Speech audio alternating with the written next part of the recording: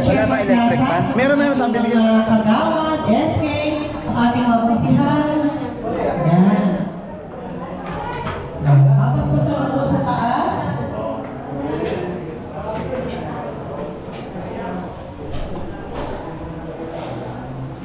Muli, pakasalamat po kami sa mga tao dito po. At sa inauguration ng bagong mundo, barangay for the people, barangay for the people of Oslo.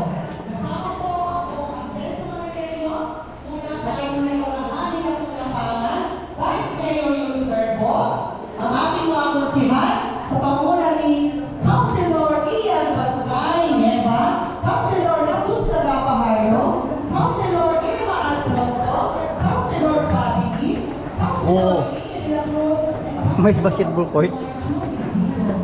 May basketballan. Ganda. May basketballan. Half court. Naka half court. Kaiba din. Yung whole court nasa baba. Oh. Pagkababa ka nagbago. Ganda pala dito. Sana all may half court. Yung half court nasa baba. Hindi covered. Bless you pa. Sige po pala. Yung half court pala nasa baba. Oh, kalahati na. Ganda. Oo.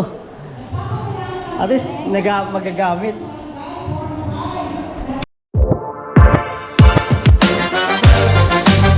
Congressman, pare. Sa court. Yung mga idea ng projects mo, saan mo ito hinuhugot, kumaga? Hindi kasi siyempre may need may pangangailangan yung barangayan, lahat sila chairman. Actually, ako hanggat mayroon tayong pwedeng itulong o ibigay, kailangan kasi bukod sa mga ayuda natin, kailangan may naiiwan tayong mga gusali na darating yung panahon na papakinabangan ng ibang henerasyon pa.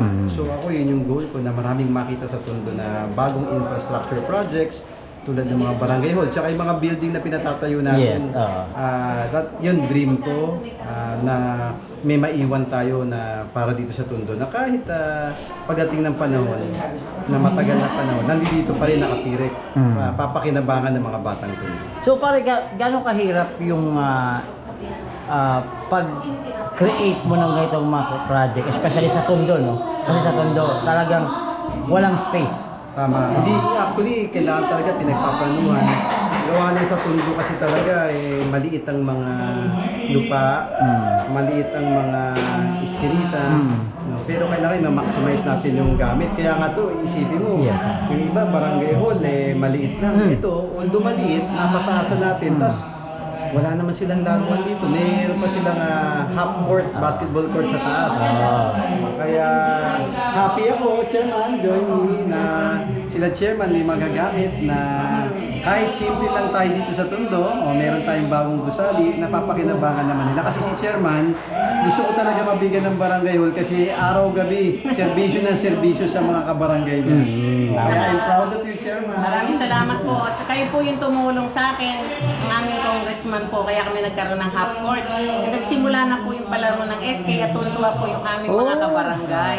May half court na po, may event lang kami. Pero may napansin ako sa taas nakalagay, Kong time. Meron po. Kong. Oh, thank you. Thank you. Kahit po muna tayo. Barangay Hall, sa ating pong Mayor Hani Lacuna, Vice Mayor Servo, sa ating pong mga District 1 na Councilor, lalo na narito po sila ngayon, ang ating konsihal Ian Batsay Neva, ang ating pong puting mga gwapa po sila, ang ating Councilor Bong Pahardo. Bong Pahardo, yung po kanyang mga representative ni Bobby Lim, at saka ang ating konsihal Irma Alfonso. Wala po sila ngayon dito, pero ang ating mga nagugwapuhang Councilor Jesus Tagapahardo at Ian Bansay ay narito ngayon sa ating harapan. Maraming salamat po sa inyo at nagkala po tayo ng ating mahal na Panginoon na nagkaroon po kami ng napakagandang barangay hall na ito. Sa tulong po ninyong lahat, lalo na po ng ating butingin Congressman Ernesto Dionisio Jr.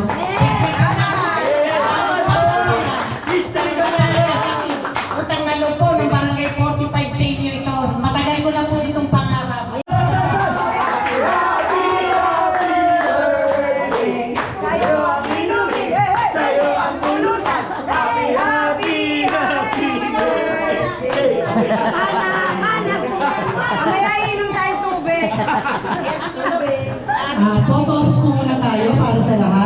together with Congressman and Father, Chairman po.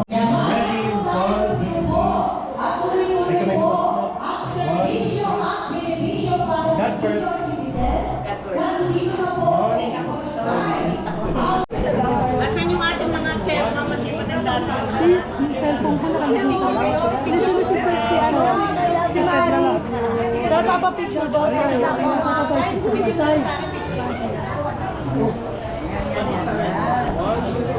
And muli,